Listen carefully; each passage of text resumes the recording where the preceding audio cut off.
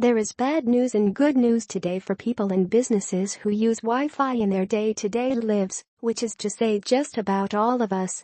The bad news is that it looks like the WPA2 security protocol that keeps all your stuff private and functioning as it's meant to has been cracked.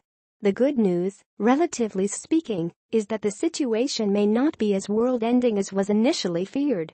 The sordid tale actually began a couple of months ago, as Gizmodo explained, when network security researcher Matthew Van Hoof teased a countdown to something on Twitter.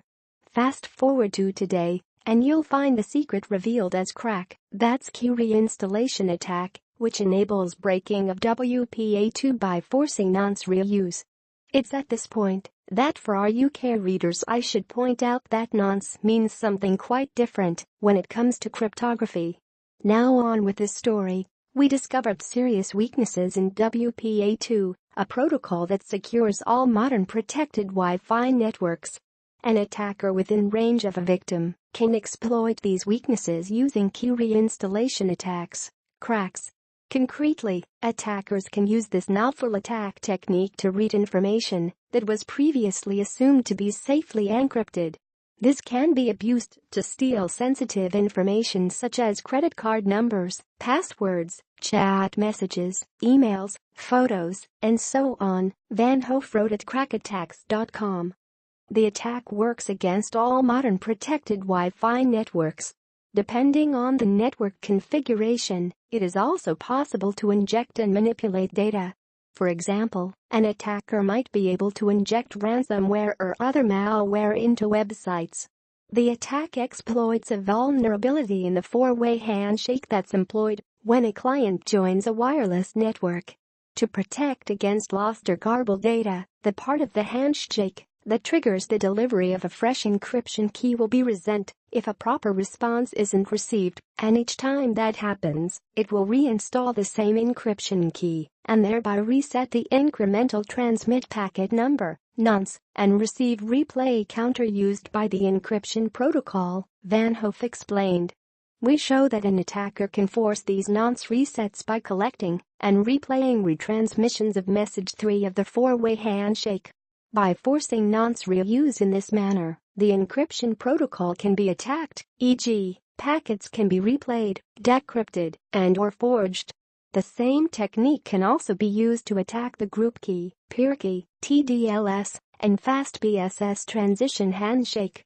Linux and Android are especially vulnerable to the hack because of a flaw that installs an all-zero encryption key rather than reinstalling a proper key, which makes it trivial to intercept and manipulate traffic sent by these devices.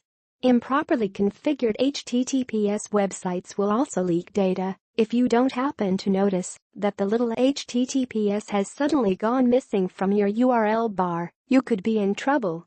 Adversaries can use this attack to decrypt packets sent by clients, allowing them to intercept sensitive information such as passwords or cookies, Van Hoof wrote.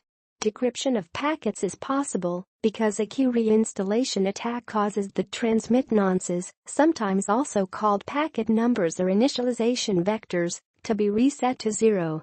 As a result, the same encryption key is used with nonce values that have already been used in the past. In turn, this causes all encryption protocols of WPA2 to reuse key stream when encrypting packets. The full explanation digs into considerably greater technical detail, but the overarching theme is that this is potentially very bad.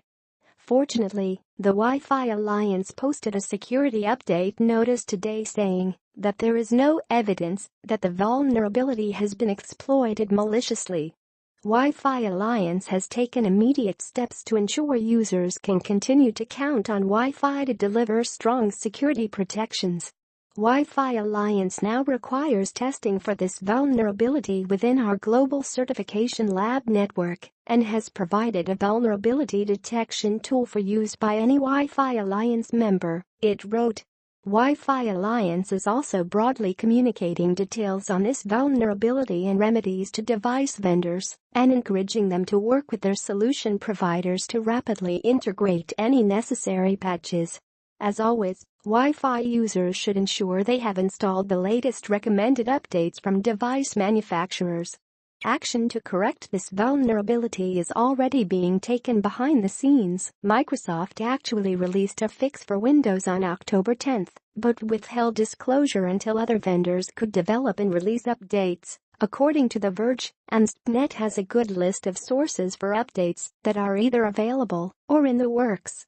The real problem is that people who don't update will remain vulnerable, and while Windows may more or less take care of itself with automatic updates, the Wi-Fi coffee maker that's sitting on your kitchen counter like a tiny, sleeping Cylon is going to need a little more attention. Van Hoof has a full paper on key reinstallation attacks, forcing nonce reuse in WPA2 in .pdf format, that you can grab here if you really want to dive into the nuts and bolts of it all. For everyone else, my advice is this: don't panic, but do update your stuff.